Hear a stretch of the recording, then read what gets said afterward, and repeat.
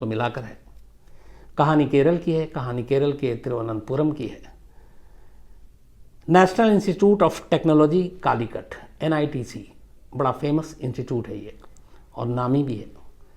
बहुत सारे बच्चों का सपना होता है यहाँ पढ़ना। तो इसी national institute of technology Calicut में 2012 की ये कहानी है। एक लड़की आती है रिसर्च स्कॉलर के तौर पर पढ़ने के लिए। नाम था कुमारी इंदु, उम्र थी करीब 25 साल। इसी इंस्टीट्यूट में तब एक असिस्टेंट प्रोफेसर हुआ करते थे जो पहले से पढ़ा रहे थे इंदु के वहाँ एडमिशन लेने से पहले। नाम था सुभाष। कॉलेज में सुभाष और इंदु की मुलाकात होती है। क्लास में आमना सामना होता है। धीरे धीरे वक्त बीतता है। दोनों एक दूसरे को पसंद करने लगते हैं। दोनों में एक दूसरे से दोनों का प्यार हो जाता है। और इसी दौरान इनकी ये प्रेम भरी कहानी जो है वो चलती रहती है। तो एक तरफ असिस्टेंट प्रोफेसर सुभाष और दूसरी तरफ Indu, national institute of technology Calicut. सब कुछ अच्छा चल रहा था। वक्त बीतता है धीरे धीरे। इस दौरान में सुभाष इंदु के इतने करीब आ जाता है और इजहार मोहब्बत के बाद वो ये भी कहता है कि वो शादी करेगा। और उस वक्त तक इंदु भी तैयार थी शादी करने के लिए और लगा कि अब सब कुछ ठीक होगा, हैप्पी एंडिंग होगी।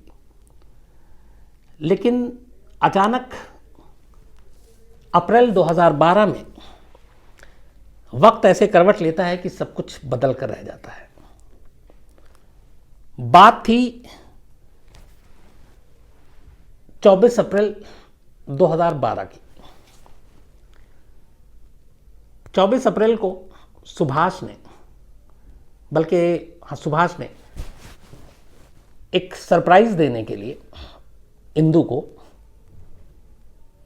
टिकट बुक कराता है। वो दो, एक टिकट वो दिल्ली टू सिक्किम के लिए बुक कराता है, 2 टिकट अपने और इंदु के लिए, और 2 टिकट वो तिरुवनंतपुरम से कोझिकोड जाने के लिए।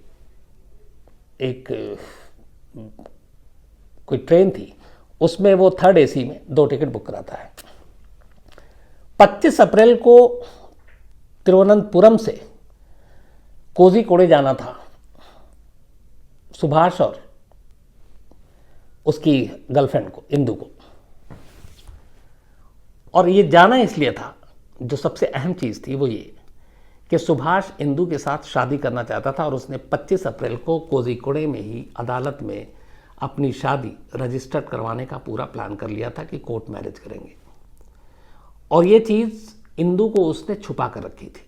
इंदु को सरप्राइज़ देना चाहता था, लेकिन इंदु को उसने ये बता दिया था कि हमारी 25 अप्रैल की ट्रेन है और हम दोनों कोझिकोड जाएंगे।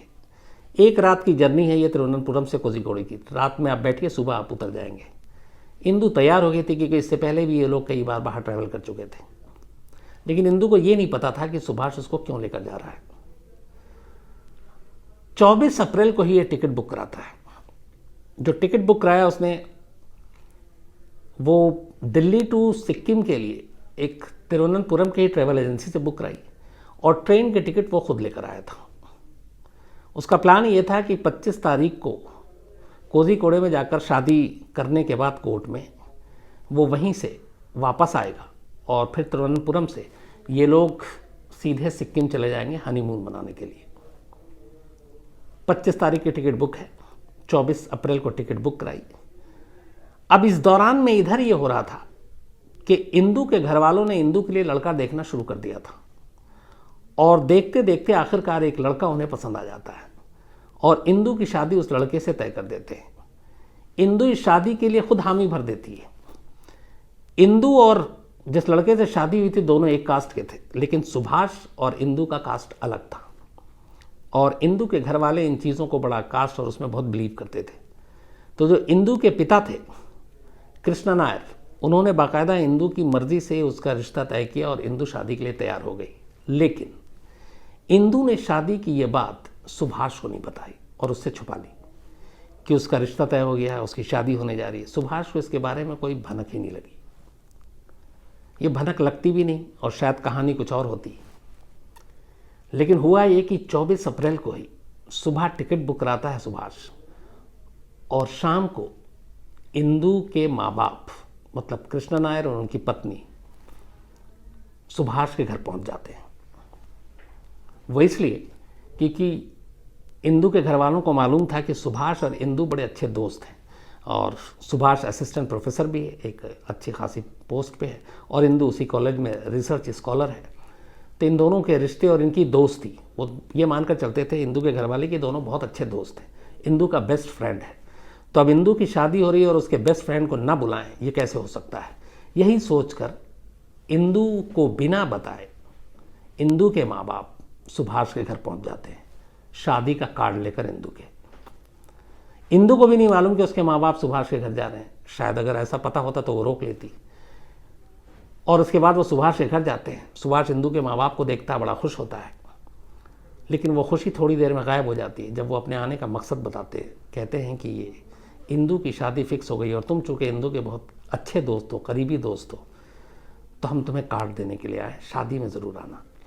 अब सोचिए, जो सुभाष अगले दिन जिसने इंदु के साथ शादी रजिस्टर कराने के लिए कोर्ट में टिकट तक बुक करा रखी है, हनीमून पे जाने के लिए सिक्किम तक की टिकट बुक करा रखी है, उसी होने वाली पत्नी की शादी का कार्ड किसी और के साथ शादी के लिए इंदु के माँ बाप घर पे देने आए, तो फिर क्या हुआ होगा। सुभाष के पैरों तले से ज़मीन खिसक गई, लेकिन उसे सबसे ज़्यादा गुस्सा इस बात पर आया कि अगर इतनी बात आगे बढ़ गई थी, इंदु की शादी तय हो गई, कार्ड तक छप गया और इंदु की मर्ज़ी से हुआ, तो इंदु ने यह बात उससे क्यों नहीं बताई, उसे छुपाया क्यों। लेकिन फिर भी उसे लगा कि शायद इंदु किसी दबाव में होगी। उसका प्यार ये मानने को तैयार नहीं था, और उसे लगा इंदु के घर वाले और कास्ट और बाकी चीज़ों के बारे में सोच वो जानता था, तो लगा कि किसी न किसी प्रेशर और दबाव में वो ये शादी करने के लिए तैयार हुई। कोई नहीं, मैं इंदु को मना लूँगा और पहले के प्लान के हिसाब से सब कुछ करेंगे। कार्ड रख लेता है। 24 अप्रैल गुजर जाता है। 25 अप्रैल की टिकट बुक थी, इंदु को भी मालूम था। 25 अप्रैल को अब दोनों स्टेशन पे मिलते हैं और इसके बाद वो कोझीकोडे जाने के लिए तिरुवनंतपुरम से ट्रेन पकड़ते हैं। रात भर की जर्नी थी, सुबह उतर जाना था। 3rd AC में टिकट थी दोनों की। ट्रेन पकड़ने के बाद अब रास्ते में दोनों बर्थ में और बातचीत हो रही है। पहली बार सुभाष शादी और कार्ड के बारे में बताता है कि तुम्हारे मम्मी पापा आए थे। इंदु बताती है हाँ। वो उसे समझाता है कि देखो, मैं तुमसे प्यार करता हूँ, मैं तुमसे शादी करना चाहता हूँ। इंदु कहती है कि नहीं हो सकता, क्योंकि हम दोनों के कास्ट में फ़र्क है। दोस्ती और प्यार तक ठीक है, इसके बाद नहीं। अब वो उसको फिर बताता है कि मैं तो तुमको इसलिए यहाँ पर लेके चल रहा हूँ कि हमें कोझीकोडी में जाकर कोर्ट में शादी करनी है। मैंने हनीमून के लिए टिकट तक बुक करा रखा है, उसके बाद हम वहाँ से सिक्किम जाएंगे। ये सारी चीज़ें सुनकर इंदु को गुस्सा आ जाता है और इंदु ज़ोर ज़ोर से बोलने लगती है। अब जाहिर सी बात, AC 3 टायर में बाकी भी पैसेंजर हैं, तो जब थोड़ा गुस्से में बात ज़्यादा होने लगता है, तो बात ज़्यादा जब बात होने लगी तो सुभाष को भी लगा कि बाकी पैसेंजर कहीं कुछ डिस्टर्ब ना करें, तो वह इंदु को मना कर कहता है कि चलो आओ, थोड़ा हटकर बात करते हैं। और वो कंपार्टमेंट के दरवाजे पर पहुंच जाता है। AC 3 टायर था, लेकिन वो दरवाज़ा खोल देता है। रात के करीब 2 बज रहे थे। मंजिल आने में अभी 3 से 4 घंटे बाकी थे। वो एक बार दरवाजे पे खड़ा होकर फिर इंदु को मनाने और समझाने की कोशिश करता है। कहता है कि देखो, मैं तुम्हारे बिना नहीं रह सकता, शादी करने की सारी तैयारी कर ली है। तुम अगर दबाव में हो, तनाव में है घर वालों के, तो अब भी बता दो, लेकिन हम शादी करेंगे। इंदु उसे समझाती है कि हम दोनों की शादी नहीं हो सकती। बात बढ़ती जाती है और बात इतनी बढ़ जाती है और इंदु का इनकार इतना बुरा लगता है सुभाष को कि रात करीब 2 बजे के आसपास ये ट्रेन जब प्रयार नदी के पास से गुजर रही थी। प्रयार नदी जो है वो अलुवा रेलवे स्टेशन के पास है और ये करीब 40 किलोमीटर दूर है वाइजाग से। प्रयार नदी के पास ये ट्रेन एक पुल पे पहुंचती है। ट्रेन की स्पीड बहुत ज़्यादा नहीं थी क्योंकि पुल पुराना और कमज़ोर था। कई आप रेलवे में अगर सफ़र करते हैं तो बहुत सारे ऐसे पुल आते हैं जहाँ ट्रेन की स्पीड कम हो जाती है। तो इस प्रयार नदी के ऊपर के इस पुल की भी कहानी यही थी। ट्रेन की रफ्तार कम हो गई थी। दोनों में बहस जारी थी। इंदु लगातार मना कर रही थी, सुभाष लगातार उसे समझा रहा था। आखिरकार जब सुभाष को लगा कि इंदु किसी कीमत पर तैयार नहीं होगी, उसे इतना गुस्सा आया कि जिस दरवाजे के पास खड़ा था, जैसे ही ये ट्रेन प्रयार नदी के ऊपर अलुवा पुल पे पहुंचती है, बल्कि अलुवा रेलवे स्टेशन से 12 किलोमीटर पहले, वो गुस्से में इंदु को ट्रेन से धक्का दे देता है। इंदु नीचे गिरती है। ब्रिज के किसी पाइप से उसका सर टकराता है और नीचे जाकर वो फिर नदी में गिर जाती है। अंधेरा, चूँकि रात का 2 बज रहा है, अंधेरा का है इस वक्त। तो इंदु नीचे गिर जाती है। इसके बाद सुभाष वापस आता है, फिर अगली मंजिल पे उतर जाता है, चला जाता है, बात आई गई होगी। अब अगले दिन पूरे दिन इंदु का फ़ोन उसके घर वालों को नहीं आ रहा है, उसके नेक्स्ट डे भी नहीं आ रहा है। ये 25 अप्रैल और 26 अप्रैल की रात की बात थी 2012 की। घर वाले इधर उधर उसको ढूंढते हैं, उसका मोबाइल मिल रहा है लेकिन मोबाइल स्विच ऑफ है। सुभाष से भी पूछते हैं, सुभाष बोलता है मुझे नहीं मालूम। तलाश जारी थी। इसी दौरान में 2 दिन के बाद 27 अप्रैल को इसी परियार नदी के अंदर कुछ जो रेत और बाकी निकालते हैं मजदूर, वो वहाँ पे काम कर रहे थे और नदी किनारे अचानक उन्हें एक लाश दिखाई देती है। लाश लड़की की थी। लाश को देखने के बाद चूंकि उस वक्त तक इंदु की गुमशुदगी की रिपोर्ट लिखा दी गई थी, तो लाश को ले जाया जाता, पोस्टमार्टम होता है। तो ये पहले चूंकि लाश जो है वो रेलवे ब्रिज के नीचे मिली थी, तो रेलवे पुलिस इसकी जांच करती है और रेलवे पुलिस जब जांच करती है तो इसको एक सुसाइड का मामला कि ट्रेन से कूदकर एक लड़की ने जान दे दी, ये अपनी रिपोर्ट बनाकर वो फाइनल दे देती है। लाश की तस्वीर और बाकी चीज़ों से फिर पुलिस के जरिए पता चलता है और शिनाख्त होती है कि लाश इंदु की है जो 25 अप्रैल से गायब है। अब जब ये बात पता चलती है तो इंदु के घर वाले फिर लाश को देखते हैं, पहचानते हैं। अब ये क्लियर हो गया कि इंदु की लाश है। इसके बाद पुलिस मामले की जांच करती है। तो जो पुलिस जब जांच कर रही थी तो पुलिस ने भी रेलवे पुलिस की रिपोर्ट को ही फाइनल माना और कहा कि एक चलती ट्रेन से एक लड़की ने छलांग मारकर खुदकुशी कर ली। अब पुलिस ने जब जांच की तो ये कि क्यों खुदकुशी करेगी, तो पुलिस ने ये कहा कि जब उसे ये भी पता चला कि इंदु की शादी होने वाली थी, शायद शादी ज़बरदस्ती कराई जा रही थी, वो नाखुश थी शादी से और इन्हीं वजहों से शायद उसने खुदकुशी कर ली। इस दौरान में सुभाष से भी पूछताछ की पुलिस ने, क्योंकि वो उसकी दोस्त थी। तो सुभाष ने भी यही बयान दिया, लेकिन सुभाष ने अपने बयान में फिर ये बताया कि हाँ 25 अप्रैल को, कि वो छुपा नहीं सकता था, उसे लगा था कि शायद ये ट्रेन के टिकट और बाकी चीज़ें और मोबाइल के कॉल डिटेल उसे पकड़ा सकते हैं। तो उसने बताया कि वो किसी काम से दोनों, चूँकि पहले भी गए थे तो कभी घर वालों को कोई एतराज़ हुआ नहीं था क्योंकि दोनों को अच्छा दोस्त मानते थे। तो उसने कहा कि हम लोग तिरुवनंतपुरम से कोझिकोडे जा रहे थे, रात को मैं सो गया और इंदु भी सो गई, लेकिन सोने से पहले इंदु ने यह कहा था कि वो इस शादी से खुश नहीं है और बड़ा परेशान है, ये है वो। तो मुझे लगता है कि शायद इसी वजह से वो ट्रेन से कूद गई, लेकिन मुझे एहसास नहीं होने दिया। तो ये बयान भी काफ़ी अहम साबित हुआ। तो पुलिस ने भी इस रिपोर्ट को यही माना और कहा कि यह सुसाइड है और इंदु ने शादी की वजह से ही, जबरन शायद कराई जा रही थी, खुदकुशी कर ली। केस क्लोज हो गया। लेकिन इंदु के पिता कृष्ण नायर वो अड़े रहे कि मेरी बेटी खुदकुशी नहीं कर सकती, ये शादी उसके लिए दबाव नहीं था, तनाव नहीं था, वो अपनी मर्जी से कर रही थी। और उन्होंने अपने लेवल पे भी उस वक्त जब जांच वाँच की तो पता चला कि उस ट्रेन में, चूँकि जब चार्ट बनती है सारे लोगों के एड्रेस नंबर भी होते हैं, तो अपने लेवल पे भी वो जांच कर रहे हैं और पता चला कि इसके साथ इसका कोई बॉयफ्रेंड था। लेकिन पहले कुछ और बात थी कि कोई और हो सकता है, लेकिन फिर पता चला कि नहीं, वो तो सुभाष ही था और सुभाष ने भी ये मान लिया। लेकिन इससे कुछ साबित नहीं हो रहा क्योंकि दोनों की दोस्ती सबके सामने थी।